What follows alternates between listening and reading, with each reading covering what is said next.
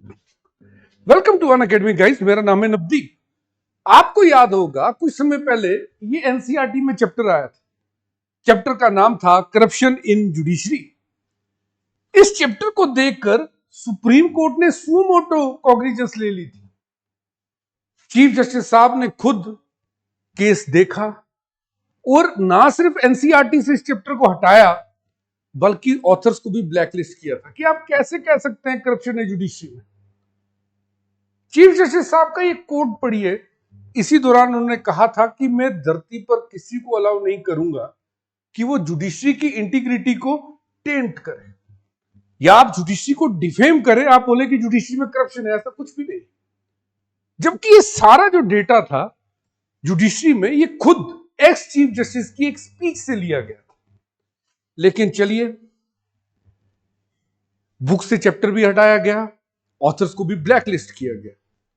Even एक चीज और देखते हैं कि एक जस्टिस है, दिल्ली हाई कोर्ट के थे पहले, जस्टिस वर्मा। जस्टिस वर्मा के घर आग लगती है। इस आग में इनके घर ये सब कैश मिलता है जला हुआ। हर तरफ से आवाज उठती है कि ये तो एक जस्टिस है, इतना सारा कैश इनके घर के स्टोर में क्या कर रहा था। जुडिशरी में क्या एक्शन ली इनके खिलाफ, मैं आपको बता देता हूं। इनको ट्रांसफर किया दिल्ली हाई कोर्ट से इलाहाबाद हाई कोर्ट। ये एक्शन ली जुडिशरी ने। और जब शोर ज्यादा उठा तो यह कहा गया कि ये केस नहीं लेंगे, क्योंकि जो वकील है एडवोकेट थे इलाहाबाद हाई कोर्ट के, उन्होंने भी ये कहा कि आप एक टेंटेड जज को यहां भेज रहे। आप यहां पर एक चीज देखिएगा कि जस्टिस को बोला गया कि इनको कोई काम नहीं दिया जाएगा। फिर दिल्ली हाई कोर्ट के जो चीफ जस्टिस थे देवेंद्र उपाध्याय जी, उन्होंने एक रिपोर्ट दी थी सुप्रीम कोर्ट में, जिसे सुप्रीम कोर्ट ने पब्लिक किया था अपनी वेबसाइट पे, जिससे मैं कोट करता जा रहा हूं क्या क्या उन्होंने बोला था। उन्होंने पूरा इस रिपोर्ट में लिखा था कि जो जस्टिस वर्मा के खिलाफ जो पूरी कंट्रोवर्सी है, इसके बारे में उपाध्याय साहब की पूरी एक रिपोर्ट है। उन्होंने कहा था कि कुछ ना कुछ तो है, दाल में कुछ काला है।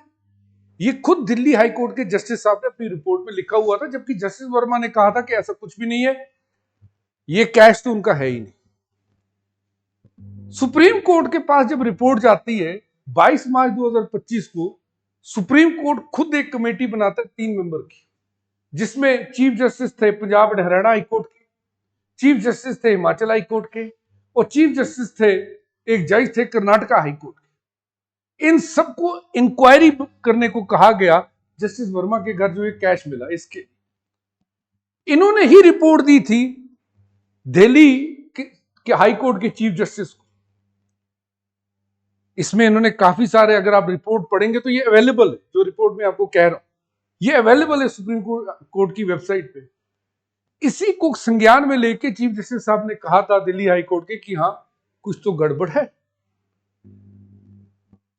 अब आप एक चीज सोचिए कि ये खुद सुप्रीम कोर्ट में एक केस दायर करते हैं, क्योंकि एक आवाज उठ रही थी इनको हटाया जाए। जस्टिस यशवंत वर्मा जिनके खिलाफ केस था, ये सुप्रीम कोर्ट चले गए कि मुझे हटाया ना जाए उसके खिलाफ, और सुप्रीम कोर्ट ने इनकी पिटीशन को डिसमिस कर दिया था। इसी दौरान लोकसभा में इंपीचमेंट मोशन आया कि इनको हटाया जाए, क्योंकि आपको पता होगा जजेस का, जो सुप्रीम कोर्ट और हाई कोर्ट के, अपॉइंटमेंट प्रेसिडेंट करते हैं, लेकिन हटाने का पावर केवल पार्लियामेंट के पास है। तो इनको हटाने के लिए जो मोशन है वो लोकसभा में आया, उसके बाद उसे राज्यसभा में भी लाया गया। लोकसभा के स्पीकर है ओम बिरला साहब, इन्होंने 3 मेंबर कमेटी बनाई, क्योंकि अगर आप जजेस इंक्वायरी एक्ट पढ़ेंगे तो उसमें कहा गया कि एक बार ये मोशन अगर एक्सेप्ट हो गया हाउसेस में, उसके बाद एक 3 मेंबर की कमेटी बनती, वो स्पीकर साहब ने बना दी इन्हीं चार्जेस को पढ़ने के लिए। ये जजेस इंक्वायरी एक्ट 1968 में लिखा है। ये एक्ट जजेस को हटाता है। बड़ा इंपॉर्टेंट क्वेश्चन है। इस एक्ट के आधार पर पार्लियामेंट जजेस को हटा सकता है। अब देखिएगा 3 मेंबर की कमेटी बनी, उन्होंने स्टडी किया कि जो ये कैश इनके घर मिला करेंसी बनी।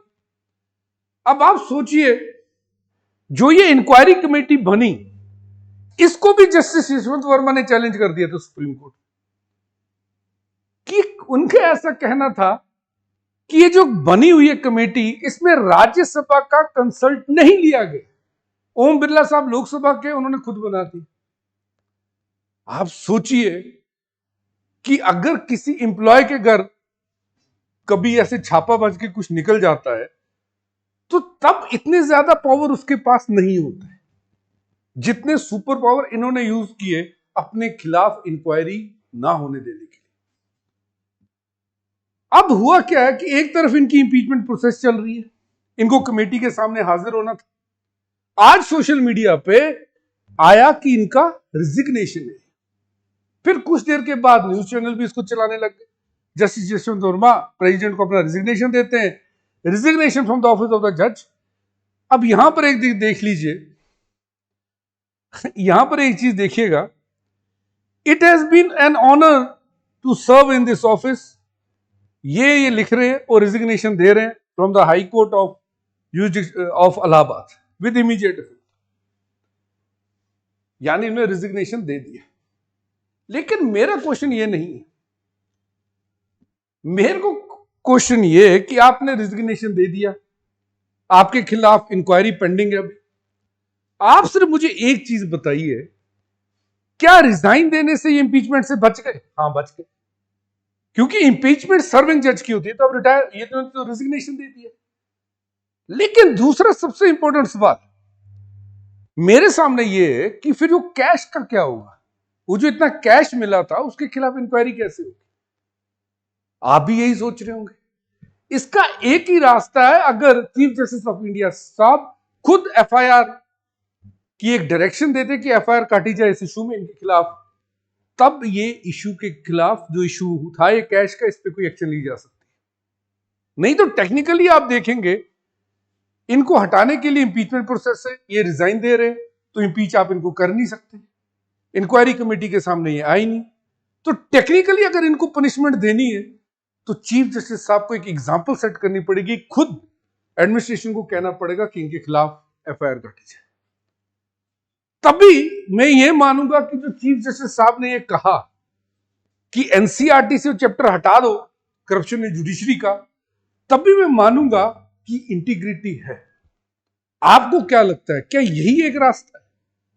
क्या सच में इतने ज्यादा कानूनी दाव पेच है कि हम लोग जुडिशरी के ऊपर हाथ ही नहीं डाल सकते? मेरे को जरूर बताइएगा, मैं कमेंट सेक्शन में आपकी जो राय जरूर पढ़ूंगा। एक चीज और बता दूं, अनअकैडमी 11 अप्रैल को दिन को 11 बजे और शाम को 5 बजे आपके लिए स्कॉलरशिप टेस्ट लेके आया, जहां पर आप 40 करोड़ तक की स्कॉलरशिप जीत सकते हैं। यदि आप टॉप 32 में आते हैं तो टॉप 4 वालों को 8 लाख तक का इनाम जीतने का मौका मिलेगा। डिस्क्रिप्शन में लिंक है, लिंक पे क्लिक करके ऑफर के बारे में और जाने। अनअकैडमी के इसी प्लेटफॉर्म से पढ़कर अनुज अग्निहोत्री जो कि रैंक 1 है और हिंदी मीडियम के टॉपर रवि राज है, दोनों हमारे ही ऑनलाइन प्रोग्राम से पढ़े हुए। सो आप जरूर मेरे को बताइए आपका इस विषय के बारे में क्या कहना है, क्या जस्टिस सर्व होगा या नहीं। Let's crack it.